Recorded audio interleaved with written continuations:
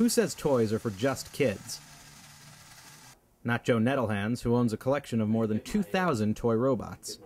He's got so many, in fact, that in 2000 he opened a museum to house them all. Now this retired New York City cop has one of the largest public displays of toy robots in the world.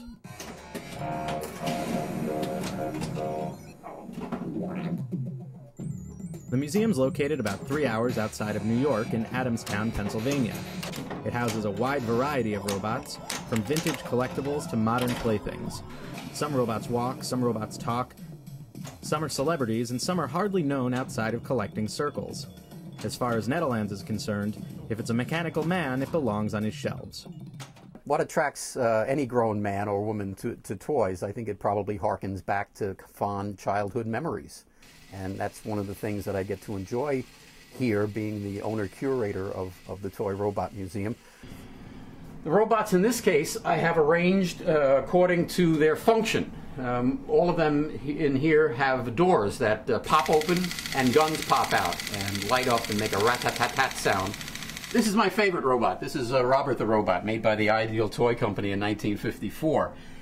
It was the first American-made talking toy. There's a little plastic record inside him and a crank handle on his back. And when you turn the handle, the record would play and he would speak.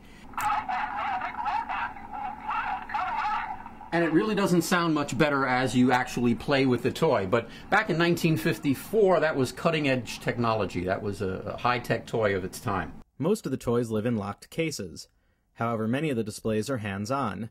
Robot-themed pinball and video games are popular with visitors, and the nostalgic thrill of Rock'em Sock'em robots brings smiles to both the young and the old.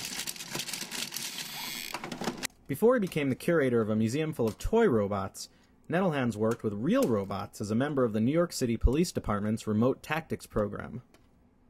The machine was equipped with cameras on pan and tilt mechanisms and two-way audio communications, and we had all kinds of gadgets and widgets on it that we could remotely use to bring that hostile situation to a peaceful end.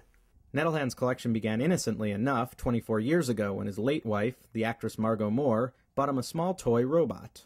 After sustaining a debilitating leg injury during a drug bust, he and his wife decided to retire to Adamstown, where he could showcase his toys with ease. As you can see, the museum is overflowing. It's a challenge almost to try and squeeze one more piece in, although I always manage to do so. Nettlehands might not know where he's going to put the next robot, but that hasn't diminished the thrill of the hunt and the glory of the next piece waiting just around the corner. You begin to discover that there are so many more robots out there than you ever imagined. The things that they are able to accomplish in a toy, no more than 9-10 inches tall, run by a couple batteries. It's truly amazing. This is Brian Stillman with NYPost.com.